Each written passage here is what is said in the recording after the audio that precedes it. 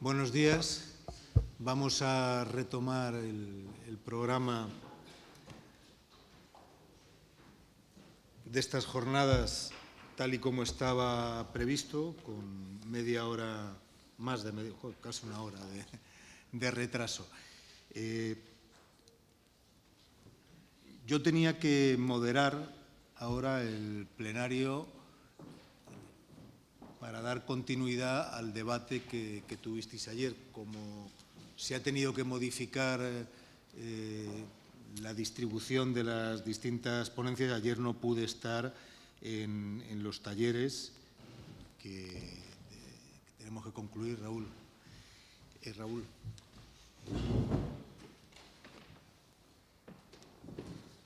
El referido a las propuestas legislativas ante la problemática de la especulación del alquiler y la vivienda, y el de remunicipalización de servicios, deuda y límite de gasto. Lo que vamos a hacer para ordenar el debate, porque además lo que me habéis comentado es que ayer hubo muy poco tiempo, es que vamos a hacer una pequeña relatoría de los dos talleres e inmediatamente abrir un turno de intervenciones y de palabras. Vamos a retrasar un poquitín las siguientes dos ponencias y así, de esa forma, pues podemos llegar a unas conclusiones y aportar al desarrollo final de esta conferencia. De la primera de lo que debatisteis ayer va a hablarnos Juan Moreno, va a hacer una introducción. ¿Vale? Bueno, primero disculpar que veis que no hay ninguna compañera aquí, pero tanto Anabel como Nuria, que estaban en los talleres, pues no han podido venir por la mañana, lo cual nos corresponde a los compañeros avanzar. El taller de vivienda, bueno, pues también fue... Ay, sí, claro, este no lo tengo. El taller de vivienda, lo primero, fue bastante célere, fue bastante rápido la forma en la que se desarrolló, porque bueno, acumulamos bastante retraso con la charla de Vicky y la de Carlos, pero sí que nos dio tiempo, por un lado, a hablar y explicar un poquito los textos legislativos o las propuestas legislativas con las que trabajamos, ¿no? Que son dos iniciativas que hemos trabajado en el Grupo Parlamentario de Unidos Podemos en el Congreso, tanto en el tema de hipotecario, crédito inmobiliario, como la cuestión del alquiler. Y luego, bueno, pues tuvimos un pequeñito debate para tratar algunas de las cuestiones que se habían explicitado, ¿no? Y es cierto que nos quedamos con la idea de tratar de hablar un poquito también hoy al respecto, ¿no? Claro, todo muy rápido, ¿no? Nuestra propuesta de alquiler, vamos a decir, la que hemos estado trabajando en los últimos meses y que registramos a la vuelta de Semana Santa, bueno, pues es, vamos a decir, derogar la reforma del Partido Popular del 2013 en cuanto al régimen de arrendamientos urbanos, ¿no? La LAU, para volver al régimen general, vamos a decir, que teníamos de contratos de 5 años, eso sí, con prórrogas de hasta 5, ¿no? Que es cierto que antes en la regulación que estaba vigente hasta el 2013 se hablaba de prórrogas de 2 años, ¿no? Creemos que es fundamental ampliar el periodo de la duración de los alquileres, sobre todo teniendo en cuenta que en España los contratos de alquiler, a diferencia de otros países, sobre todo de Europa, tiene una duración del contrato muy baja, ¿no? Es decir, aquí estamos hablando ahora mismo en España 3 años, que además con la burbuja del alquiler se están cumpliendo los 3 años y poco más. Es decir, lo que vamos a decir hemos detectado es que las prórrogas de los contratos de 3 años están siendo un porcentaje, vamos a decir, bastante exiguo, mucho menor además que las que había en los años 90, en la primera década del 2000, porque los tenedores de vivienda bueno, vamos a decir que están disfrutando de esta burbuja de alquiler y tratan de imponer nuevos contratos, ¿no? Y sobre todo subir el precio, ¿no? Pactado, ¿no? En su momento, fijaros que hablamos de un dato, ¿no? Es que en Berlín, por ejemplo, la duración media de los alquileres son de 18 años, ¿no? Y ahora mismo en España estamos hablando de que no llega a 4. Con los alquileres, vamos a decir, de la ley del año 2013, ¿no? Que la verdad que la situación es bastante paradigmática, ¿no? Una cuestión importante también que hemos trabajado, porque claro, vemos la implantación de los fondos buitre, ¿no? Como tenedores de vivienda privado, y bueno, de luego separar, vamos a decir, la relación contractual que pueda haber entre un particular y otro particular, ¿no? La de alquilar una vivienda, y la relación contractual que puede haber entre una persona jurídica, en este caso fondos buitres sobre todo, ¿no? Y la que con un particular, ¿no? Y sobre todo a la hora de que efectivamente la prórroga de 5 años con las personas jurídicas, sobre todo grandes tenedores de vivienda, sea prácticamente obligatoria, vamos a decir, ¿no? Y sobre todo, vamos a decir, las SOCIMI, que son estas sociedades de inversión inmobiliaria, ¿no? Que vamos a decir, tanto juego están dando ahora, sobre todo en las grandes ciudades, vamos a decir, tener un control y que tengan unas obligaciones con los arrendadores bastante más, vamos a decir, sociales que las que tienen ahora, ¿no? Y sobre todo luego hay una cuestión, ¿no? que yo creo que se va a tener que trabajar, incluso el Ministerio algún dato ha dado, ¿no? Que es tratar de contener el precio y regular el precio del alquiler, sobre todo en las grandes urbes, ¿no? Es decir, aquellas áreas tensionadas, vamos a decir, ¿no? Sobre todo, vamos a decir, grandes capitales, ¿no? de provincia o de una comunidad autónoma, ¿no? Que son las que están registrando subidas del precio del alquiler por encima del 15%, vamos a decir, tratar de establecer un régimen, vamos a decir, para un índice, mejor dicho, de contención del precio, ¿no? Del alquiler, ¿no? Y bueno, con esos 3 elementos, vamos a decir, ¿no? Yo creo que en un momento dado se puede armar un pequeño debate, ¿no? Sí que es cierto que nos dejamos a lo mejor la cuestión de la última iniciativa que ha llegado al Congreso, que es así que ha tirado para adelante desgraciadamente, que es la que ha llevado PDeCAT, PNV, la derecha, vamos a decir, PP y Ciudadanos, en el sentido de las viviendas que hayan sido, vamos a decir, ocupadas, sin importar, ellos hablan siempre de los narcopisos y tal, pero la realidad es que ese régimen se va a utilizar para cualquier tipo de entrada a una vivienda no consentida en su tipo propietario, bueno, pues un desahucio express en el que además todo ese tipo de cuestiones sociales han quedado de momento ajenas al desarrollo legislativo que ha sido ya tomado en consideración en el Congreso de Diputados, ¿no? Y creo que es un asunto que también podemos tratar, porque ahora mismo yo creo que son unas 300.000 personas en este país están viviendo en esa situación, es decir, que han entrado a una vivienda sin tener el consentimiento, porque la situación de los precios es la que es y todos lo conocemos, ¿no? Esto un poco en cuanto a lo que es el alquiler, y disculpad un poco la velocidad, ¿no? Luego estamos hablando también del tema hipotecario, ¿no? Que es cierto, el tema hipotecario ha quedado un poquito más aparcado, ¿no? Porque, bueno, yo como decía ayer, es cierto que tuvimos ya vamos a decir, una borrachera hipotecaria a finales de la década del 90 y la primera década del siglo XXI, en la que, bueno, pues fueron la gran mayoría de familias de este país pues hipotecaron para alcanzar una vivienda, ¿no? Conocemos, yo creo ya todos, cuál ha sido un poco el camino que eso derivó, tanto en las cuestiones evidentemente sociales, la cuestión evidentemente de los desahucios masivos que generó, la constante vulneración de los derechos humanos en cuanto a la cuestión del acceso a la vivienda, ¿no? La falta absoluta de respeto en España a diferentes llamamientos por parte del Comité DEX en cuanto a que no se deben producir desahucios sin alternativa habitacional, ¿no? Este tipo de cuestiones. Entonces, teniendo todo ese antecedente, ¿no? Ese gran antecedente que tenemos en nuestro país, es cierto que el Gobierno se ha visto obligado por una directiva del año 2014, que esa directiva en cierta forma viene impulsada también por lo que estaba ocurriendo en España, ¿no? Teniendo en cuenta que la primera gran sentencia del TJUE, que es el caso ACID, que es la que posibilita que en España se pueda reclamar la existencia de cláusulas abusivas. Hasta el año 2013 en un procedimiento de ejecución hipotecaria no se podía realizar, ¿no? Y parece increíble, ¿no? Y ahora, fijaros, con todo lo que ha sucedido, pues es cierto que en Europa se ponen a armar una directiva que lo que viene es a desarrollar y a un poco a formalizar ciertas obligaciones de entidades financieras, sobre todo crediticias, vamos a llamarlo así, porque de hecho la directiva lo que impulsa es a que haya una regulación en todos los países sobre crédito inmobiliario, ¿no? Que es la ley que ha traído el Gobierno, que entró en el Parlamento a finales del año 2017, ¿no? Y que el periodo de enmiendas se finalizó hace un mes y pico, ¿no? Entonces, del Grupo Parlamentario hicimos un texto alternativo, es decir, vamos a hacer una enmienda de la totalidad, pero no una enmienda de totalidad, vamos a decir, en el sentido de no nos gusta y no podemos apoyarla, no, hicimos un texto absolutamente alternativo, regulado, con 100 y pico artículos, con 47 disposiciones adicionales, es un buen tocho, la verdad.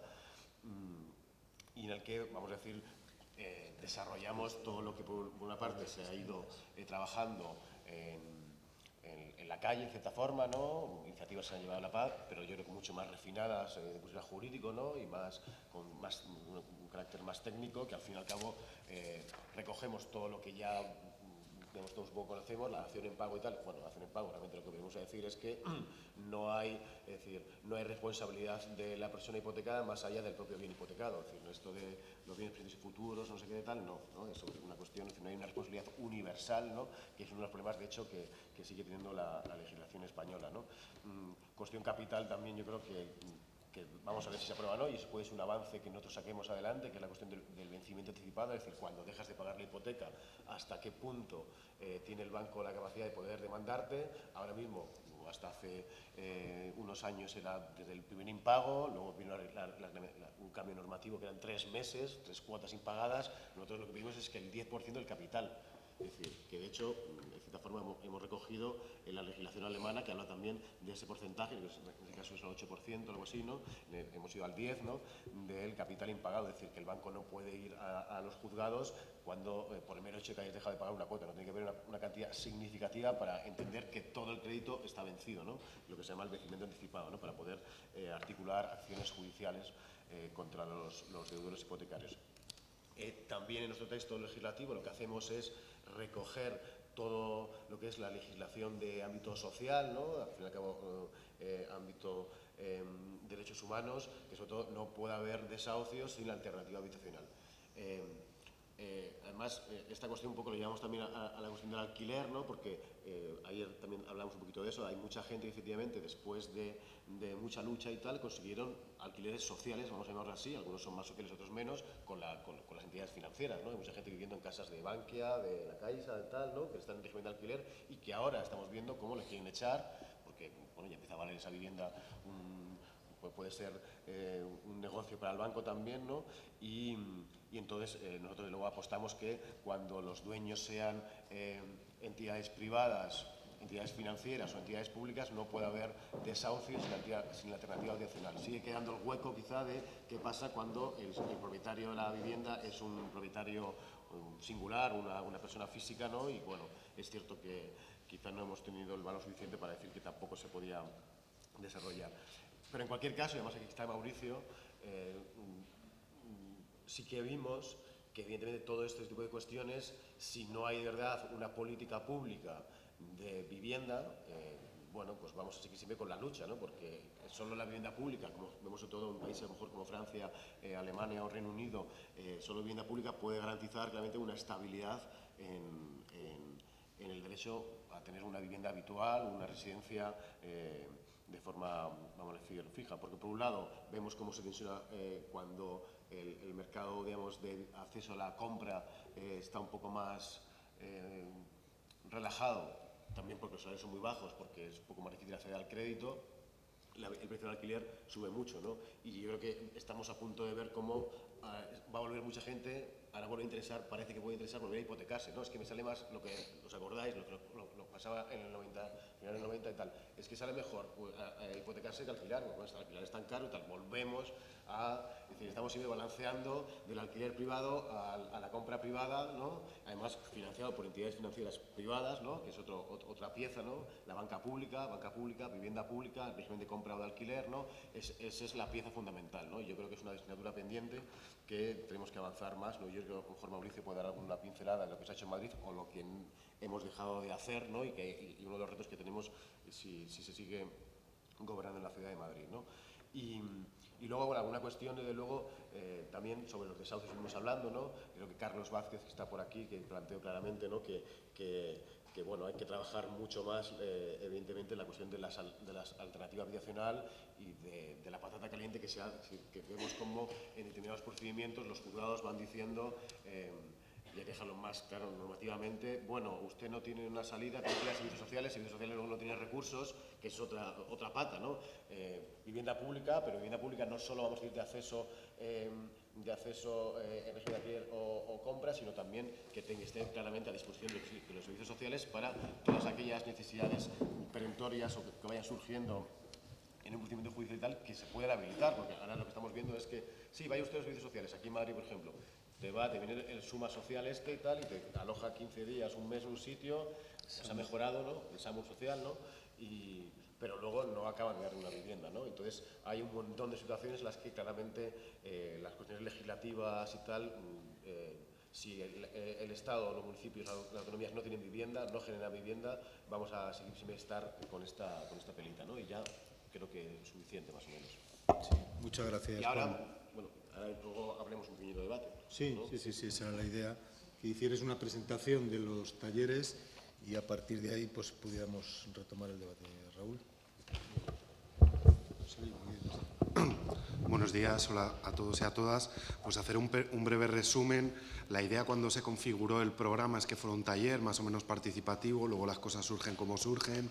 Hubo la oportunidad de que estuviera el compañero Sánchez Mato, que yo creo que era más que interesante, más allá de un taller en el que debatiéramos concretas experiencias.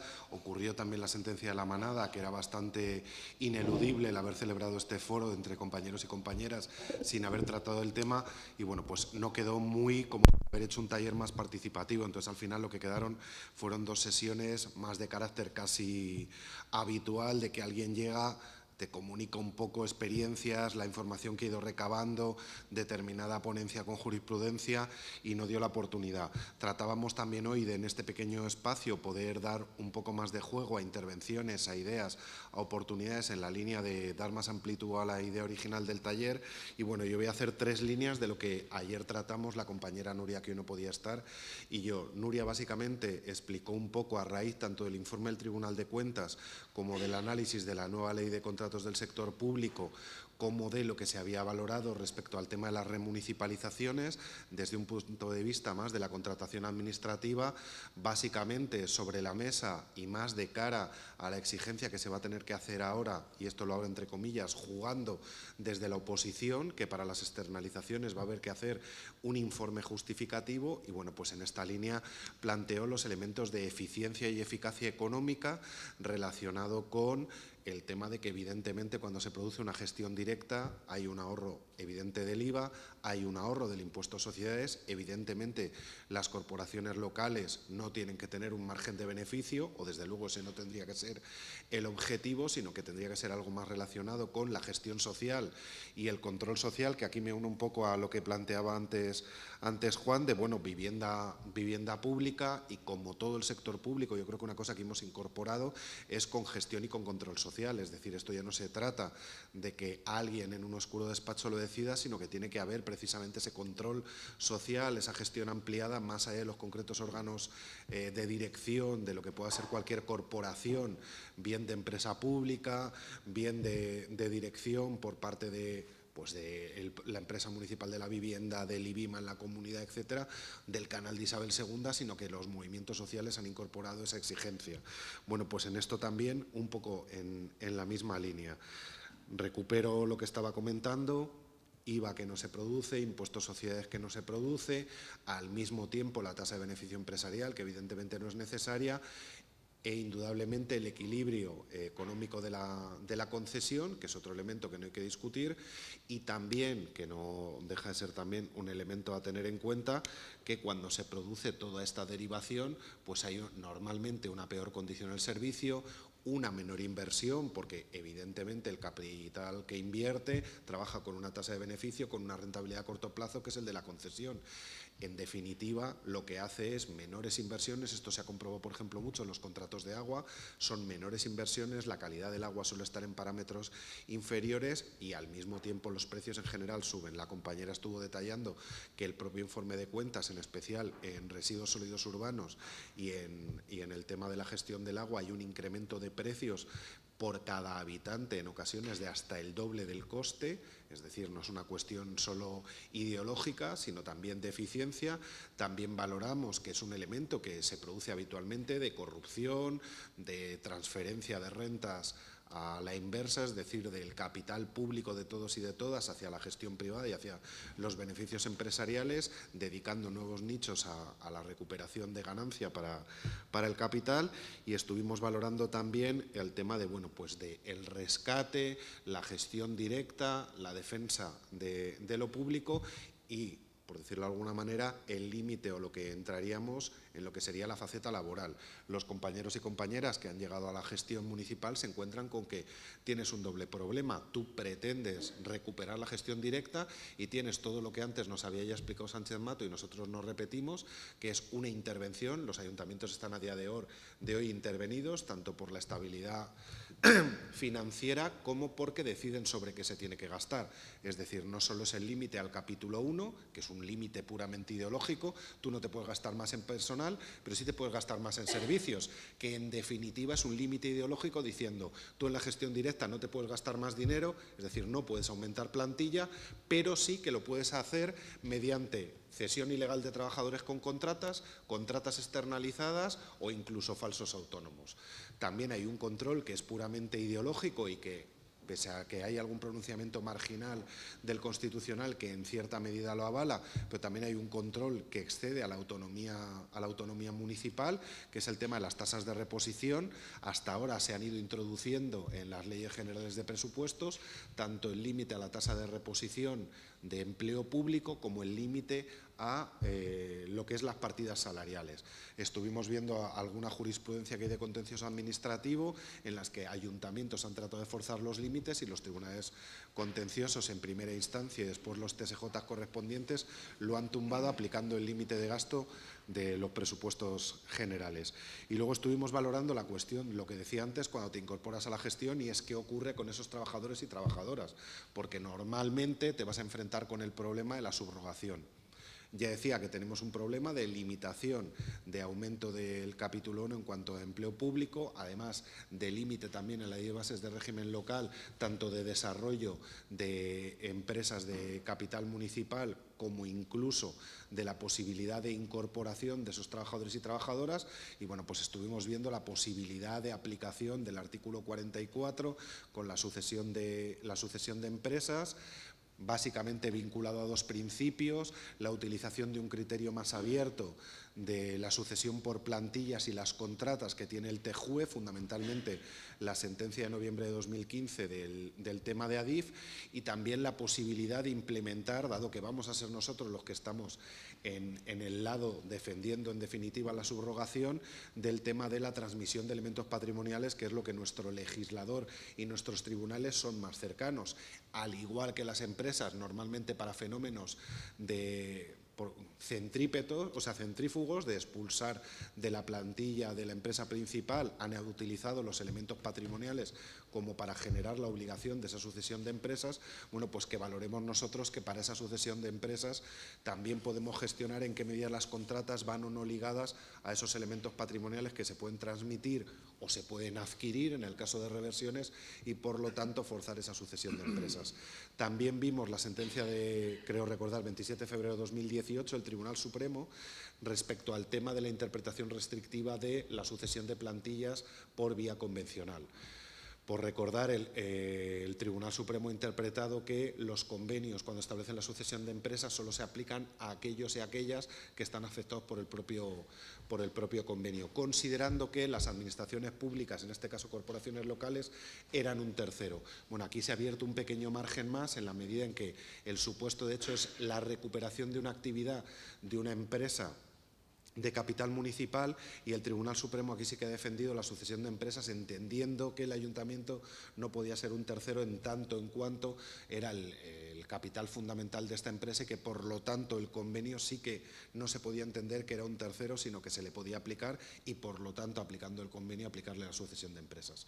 Esto es un poco lo que estuvimos viendo. Luego vimos algún leve matiz, y que a lo mejor estaría bien que hoy entre todos y todas pues viéramos determinadas ideas, el cuestionamiento, pues al hilo de también lo que se hizo con las hipotecas o lo que está ocurriendo con determinados productos financieros, el tema del cuestionamiento de la deuda, ¿no? Volver a los elementos básicos de la arquitectura jurídica, básicamente de la base del derecho civil, de para esa generación de deuda, cuáles son los vicios que se han podido incurrir en el consentimiento, cuáles son los elementos, pues tanto vicios ligados a fenómenos de corrupción como vicios ligados a, hay varios expedientes sobre el cuestionamiento de cómo se ha generado el Euribor, sobre cómo se han generado los intereses en el préstamo interbancario y que, bueno, que permitieran cuestionar, si no la deuda en su totalidad, determinados elementos generadores de deuda, el precio de la deuda, los contratos financieros que son adscritos, la coerción que se produce en los productos financieros, etcétera, y que creo que son elementos también que desde una, por decirlo de alguna manera, desde una posición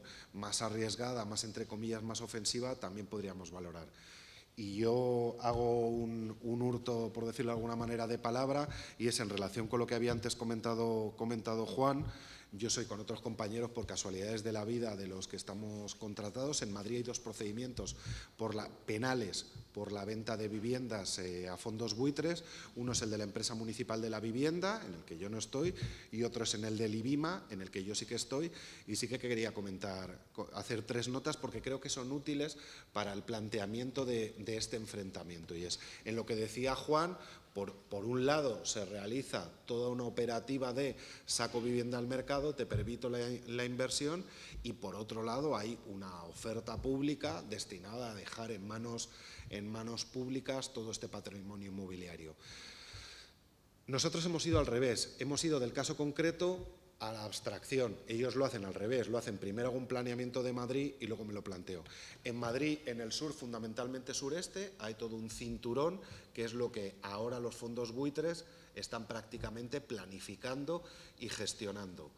Entonces, uno de los mordiscos grandes es toda la vivienda pública en Sánchez de Vallecas, el Pau, el entorno de los finales de lo que sería Retiro y por debajo del M30, ¿no? Si nos hacemos una idea de Madrid, pues en el sureste lo que sería el entorno M30, M40 y M45, bueno, pues todo ese entorno hay una gran presencia de fondos buitres con toda la vivienda que se ha adquirido por parte del IBIMA. Si vas tirando para atrás, incluso te encuentras con que parte de los pisos del IBIMA, nos ha saltado siguiendo con el tema del procedimiento, bueno, pues se construyen en terrenos que son de las propias constructoras que mantienen el derecho de propiedad del suelo y era el IBIMA en ese caso el que paga un canon por la utilización a 20, 30 años y luego recupera el derecho de suelo, por poner un ejemplo de las barbaridades con las que nos hemos ido encontrando. Pero a lo que iba es, estos han planificado, de hecho por eso aparecen ahí pisos patera, por eso aparecen ahí narcopisos, etcétera, etcétera. Es decir, yo hago y genero una situación invivible en esos espacios, obligo de una manera entre comillas libre a que la gente se vaya marchando, utilizo el acoso inmobiliario que está en el Código Penal y que es uno de los elementos también que podemos utilizar para defender ese derecho a la vivienda y en ese contexto además realizo la venta. Al margen de que estas ventas tienen que ir también justificadas administrativamente, lo que en nuestro caso desde luego no ha ocurrido y ver el recorrido penal que finalmente tendrá el procedimiento, hay 3 elementos que en línea con lo que decía Juan, creo que hay que incorporar. Hay una sentencia de julio de 2017 del Tribunal Supremo que ya ha establecido, es verdad que no es jurisprudencia en sentido estricto, pero bueno, ya hay doctrina del Tribunal Supremo que ha establecido que aquella vivienda pública que se vende a fondos privados de cara al particular que está en esa vivienda social, mientras mantenga su condición de vivienda social, se produce una sucesión continuada y no vas al régimen de alquiler de 3 años con prórroga de la LAU. En Madrid nuestra experiencia es que toda la gente que ha planteado estos procedimientos o bien se le han parado los desahucios no tanto por prejudicialidad penal, que es verdad que los tribunales no lo aplican, pero sí dejan en suspenso los procedimientos hasta que se resuelva el procedimiento penal con el IBIMA y la venta de viviendas, y luego los pronunciamientos que ha habido en vía civil han mantenido la tesis del Supremo, han mantenido que mientras se siga produciendo por parte del inquilino o la inquilina su situación en vivienda social, se mantiene el derecho habitacional por encima de que el nuevo titular sea o no privado. Es verdad que aquella gente que estuviera con situación de vivienda social subvencionada, como las subvenciones van destinadas a vivienda pública, esas sí que se han caído. Pero bueno, esto es uno de los elementos. Y otro de los elementos, en línea con lo que decía Juan, que en Madrid está dando bastante juego, es el tema de la defensa de si no hay alternativa habitacional no puede haber desalojo. Es verdad que esto proviene más tanto del Tribunal Europeo de Derechos Humanos como de propias Naciones Unidas, pero cada vez va calando. Y ya hay una sentencia, creo recordar, de noviembre de 2017 que para menores establece que no puede haber lanzamiento sin alternativa habitacional, lo cual en principio nos va abriendo primero perspectivas y posibilidades concretas en los tribunales y segundo va generando una configuración del derecho pues en lo que va arrumbando esa tesis de son principios inspiradores, no son principios de eficacia directa, sino que van configurando los derechos con un carácter mucho más efectivo y más real. Y eso sería un poco lo que estuvimos viendo ayer y ahora sería un poco la idea de que quien quiera o quienes quisieran compartiéramos pues experiencias así concretas o experiencias. Ayer nos comentaba un compañero de Sevilla la regularización que están realizando con trabajadores autónomos, diferentes experiencias que se están produciendo en otros ayuntamientos en cualquiera de estos temas o en cualquiera de los movimientos sociales que están apostando o que están peleando en los tribunales por estos derechos que hemos estado comentando. Gracias, Raúl. Pues si os parece, abrimos este espacio de debate conectando con los talleres que hicisteis ayer. No sé si tenemos 15 minutos. Sí, para que está Antonio aquí a la espera con la pistola cargada y Enrique. Pues abrimos, si os parece, un debate sobre estos temas. ¿Alguien quiere abrir el fuego? Sí, Carlos.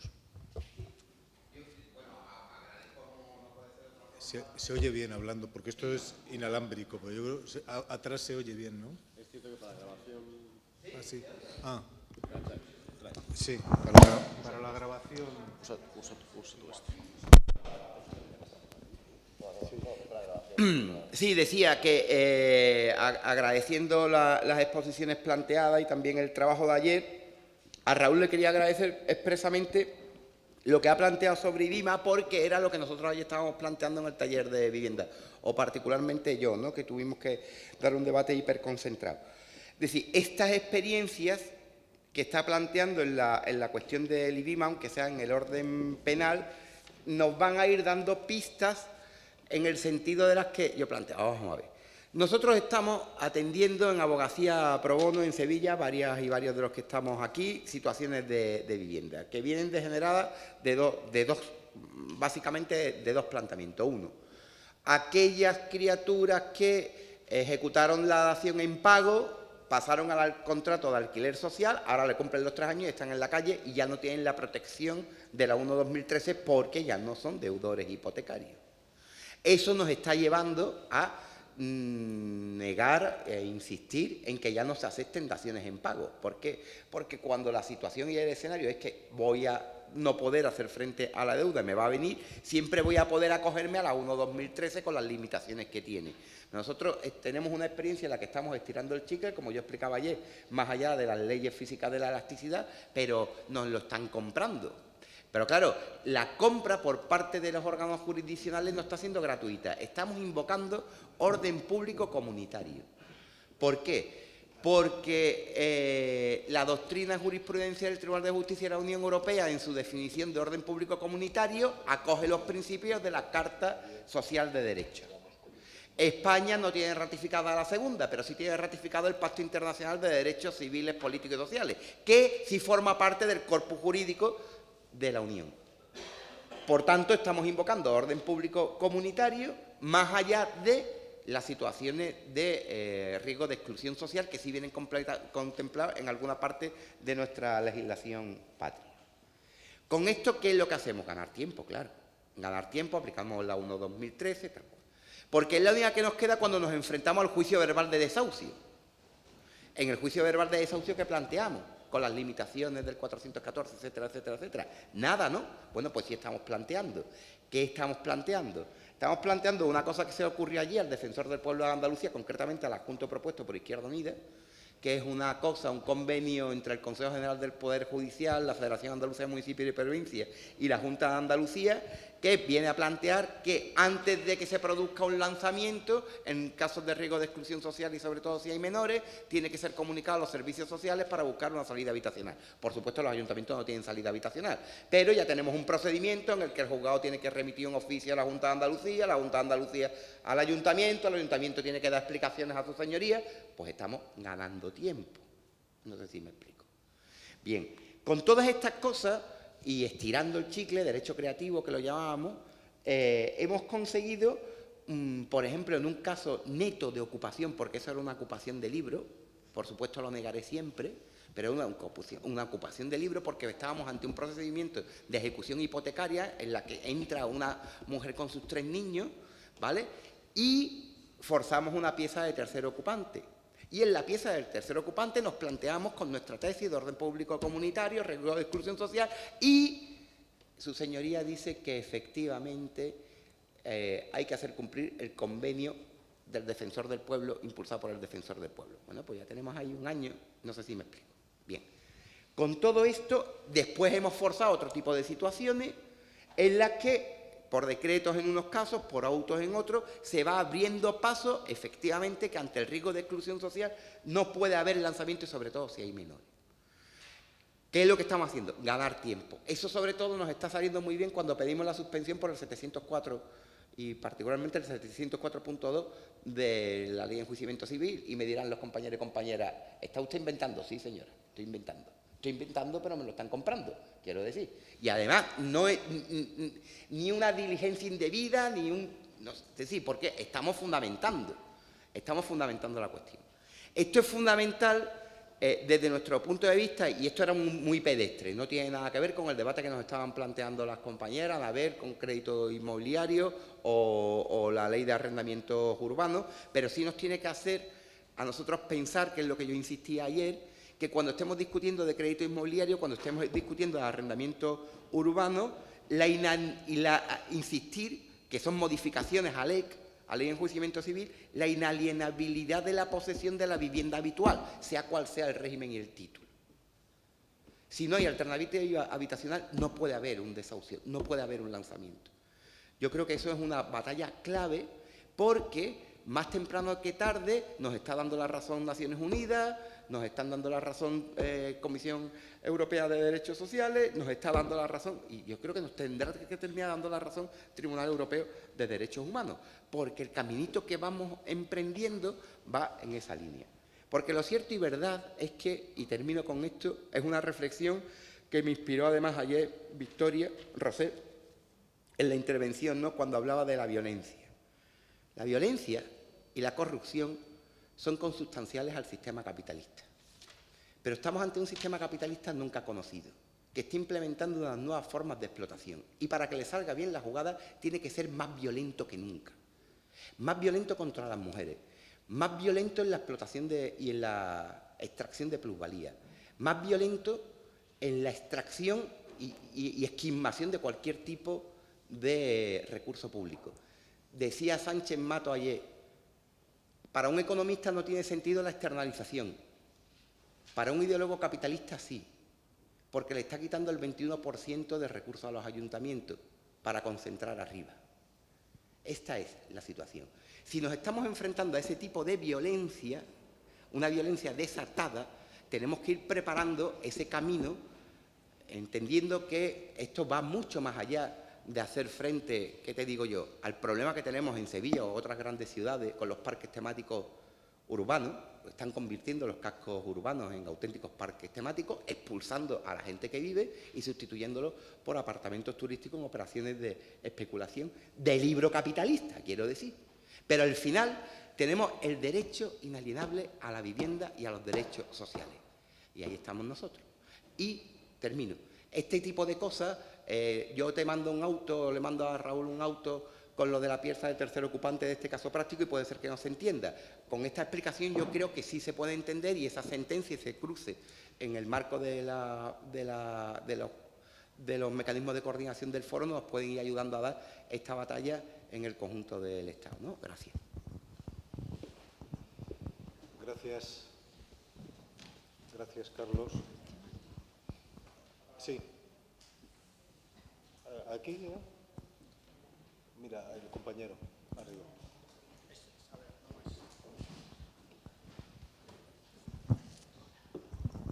Sí, yo quería comentar una cosa en relación con lo que dijo Raúl ayer, que me pareció muy interesante. Hoy no lo ha comentado, pero creo que es el tema de que algunos ayuntamientos del cambio como que tienen miedo a forzar un poco la norma, ¿no? Como que somos más papistas que el Papa, a veces somos más legalistas que nadie. ¿Cómo es posible que, siendo gobernados por fuerzas de izquierda alternativa, nos acojamos con papel de fumar muchas veces con la legalidad, ¿no? Entonces, había una cuestión, que era lo que comentaba Raúl ayer, que era que había ayuntamientos que habían estado forzando el límite de gasto, habían estado forzando con ciertos mecanismos para retribuir a sus trabajadores. Y yo comentaba un caso concreto en el Ayuntamiento de León, está buscando una fórmula, o sea, gobernado por el PP, está buscando un auténtico trapicheo para que los trabajadores de la basura, creemos que preparando una posible privatización, sacarlos de la plantilla municipal, rescatar una antigua sociedad municipal que está inactiva de vivienda, cambiarle los fines que tiene establecidos mercantilmente para luego utilizarlo para la basura, crear una sociedad pública en el ámbito de la basura para luego facilitar luego una posible o futura privatización. Entonces, es un trapiche en toda regla, pero estamos viendo todos los días que hay mecanismos legales que se puede forzar la norma para intentar buscar al contrario, es decir, buscar mejorar las condiciones a nivel municipal. Y simplemente hacer un llamamiento a eso, lo que comentábamos ayer, que por qué no estamos buscando las fórmulas para soslayar, siempre dentro de cierta legalidad, lógicamente, pero aplicar mejorar la situación. Entonces, ¿dónde está ese miedo, no? ¿Cuál es el miedo? Pues a veces es que creemos que eso, la respuesta, muchas veces los concejales piensan que si fuerza la norma, eso ya es delito. No, oiga, ¿cuál es la respuesta? Pues lo que decíamos ayer, una sentencia de nulidad, pues nos anulan un proceso, pues vale, en lo contencioso administrativo, eso no quiere decir que te vayan a meter preso por prevaricación, simplemente que ese proceso puede ser revisado, puede ser anulado, pero tenemos que dotarnos de los elementos para que se aprueben esos procedimientos. Y luego, bueno, en relación con eso quería comentarlo por un lado, que yo creo que es interesante debatir, que tenemos que forzar la norma, desobedecer, ¿no? Y luego otro tema, sobre el tema de vivienda, comentar que en León yo he visto 2 casos concretos de usurpación por delito leve. Es curioso comentarle aquí que muchas veces los juzgados de instrucción están olvidando en delitos leves que la usurpación en ese sentido tiene que haber una advertencia de abogado, es decir, no es como las antiguas faltas, ¿no?, sino que debe advertirse al imputado que tiene que ir con abogado. Delito leve con abogado, porque la pena que tiene la usurpación como delito leve exige que vaya advertido con abogado. Y se les olvida, porque como sabemos cómo funcionan los juzgados muchas veces, se les olvida advertirles que tienen que ir con abogado, lo que da a veces casos de que gente vaya a juicio por delito leve y esas sentencias sean claramente anulables a la audiencia provincial porque no se les ha advertido que tienen que ir con abogado. Siempre que, claro, que el juicio se haya celebrado sin abogado. Nada más. Muchas gracias. Sí, atrás justo atrás.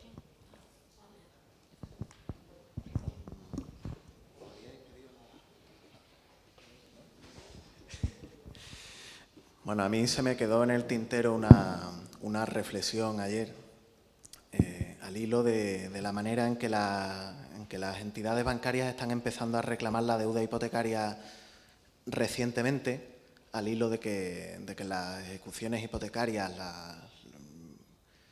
debido a la oposición por cláusulas abusivas, por el vencimiento anticipado, les están saliendo ranas estos procedimientos, cuanto menos pues se están empezando a suspender a la espera de que el Tribunal de Justicia de la Unión Europea resuelva esa cuestión prejudicial sobre el vencimiento anticipado, y en muchos casos se están sobreseyendo los procedimientos de ejecución hipotecaria. Entonces,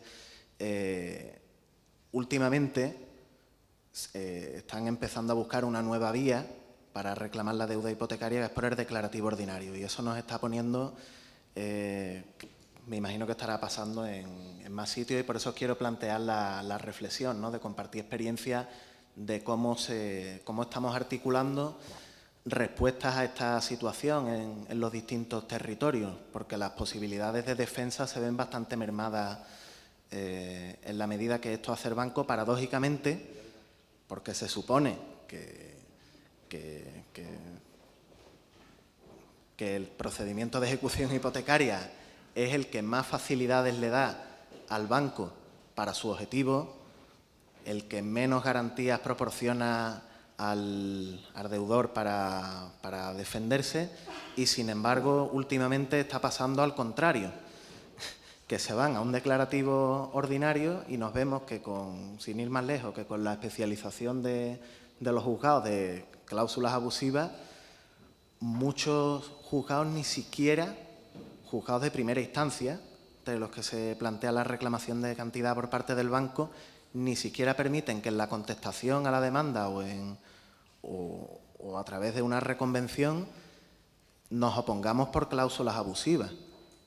Es más, ni siquiera están permitiendo, están accediendo a la suspensión del procedimiento si planteamos una demanda en paralelo, una demanda de cláusulas abusivas, y pedimos que por prejudicialidad se suspenda el declarativo ordinario de reclamación de cantidad mientras se resuelve el procedimiento de cláusulas abusivas, de manera que el deudor no se vea en esa indefensión.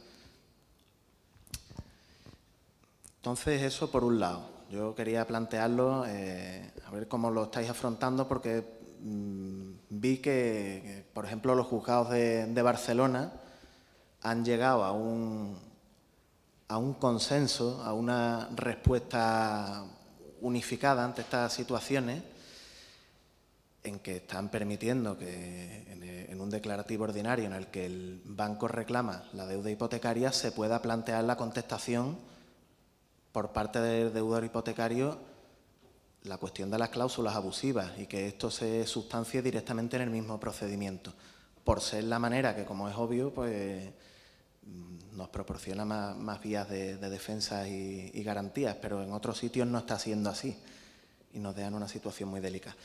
Por otro lado, quería preguntaros también si desde el grupo parlamentario se ha planteado o se va a plantear alguna propuesta en torno a los créditos usureros.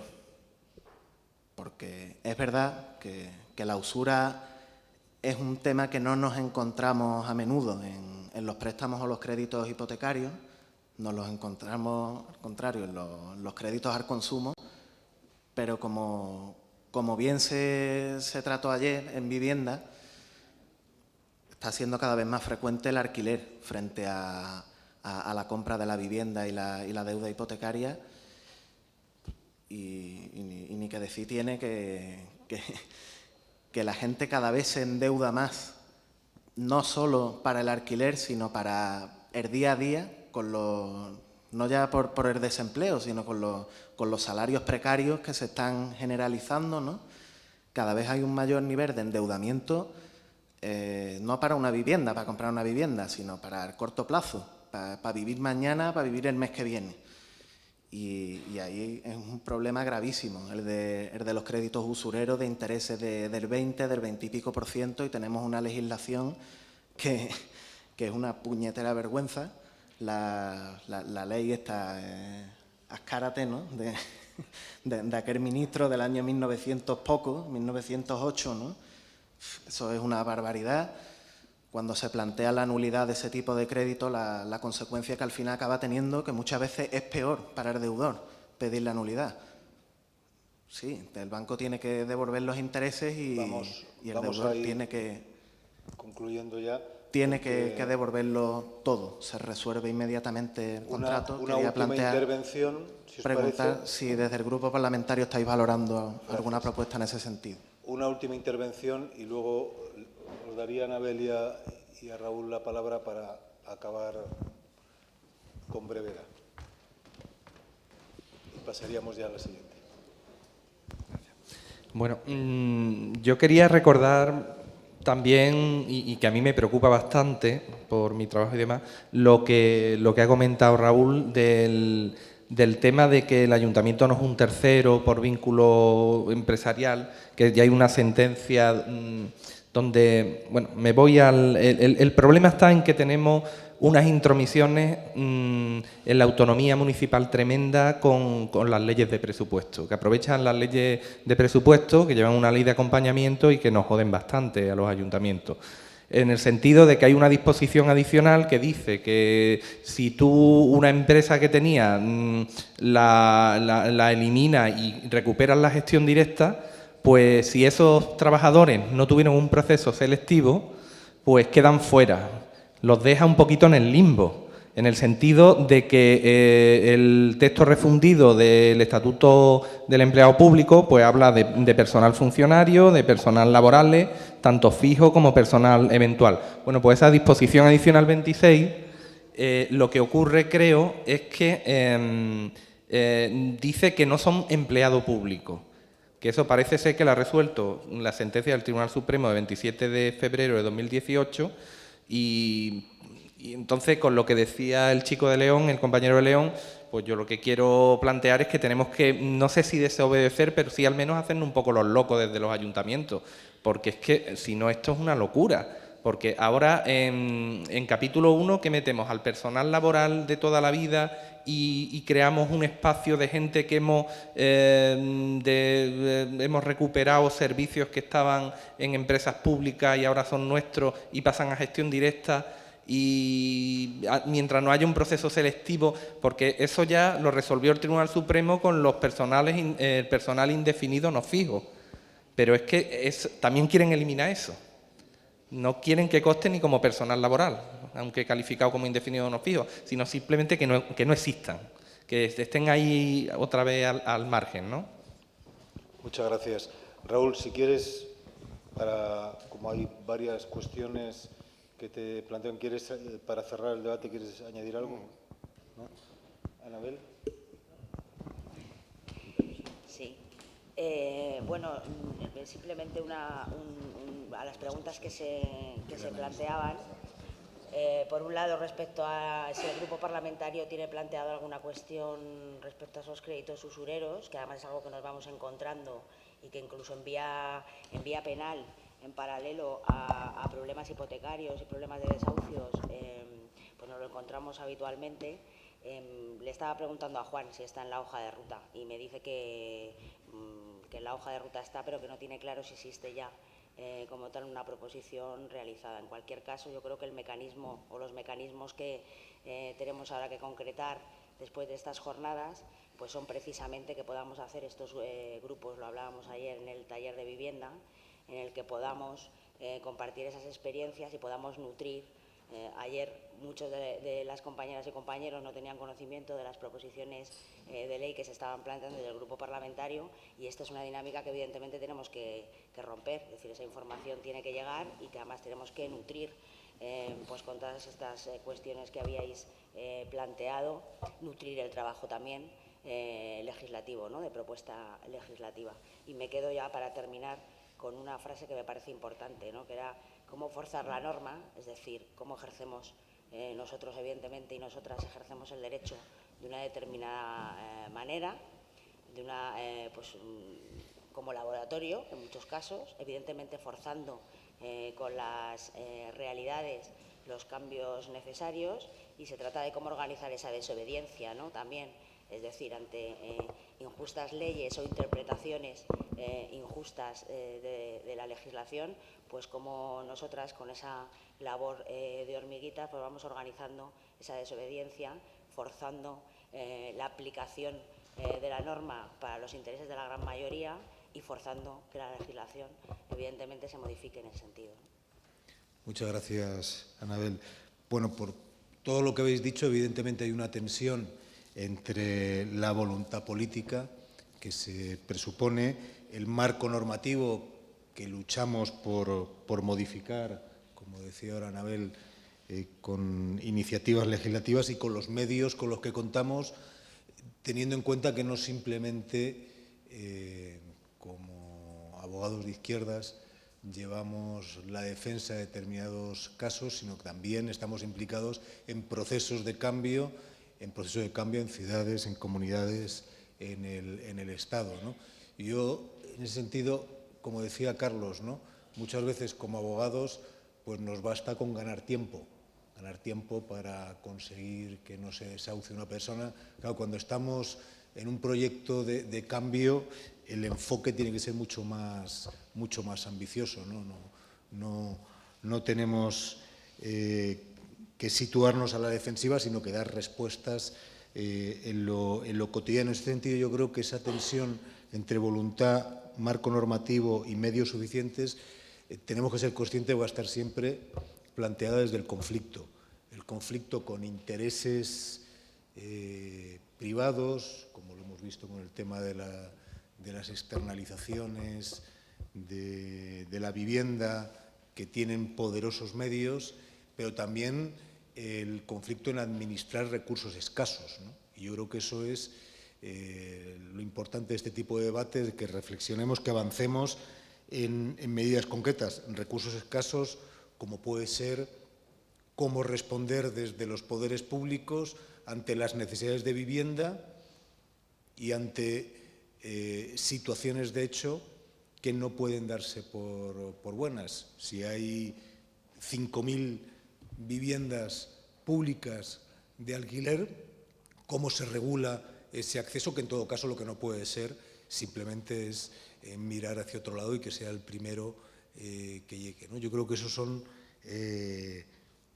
reflexiones, medidas que hay que tomar y que tienen que ver mucho con lo que estábamos debatiendo. Bueno, si os parece, dejamos aquí el debate y damos la palabra a la siguiente mesa, que es en la que participa Antonio con Enrique Santiago.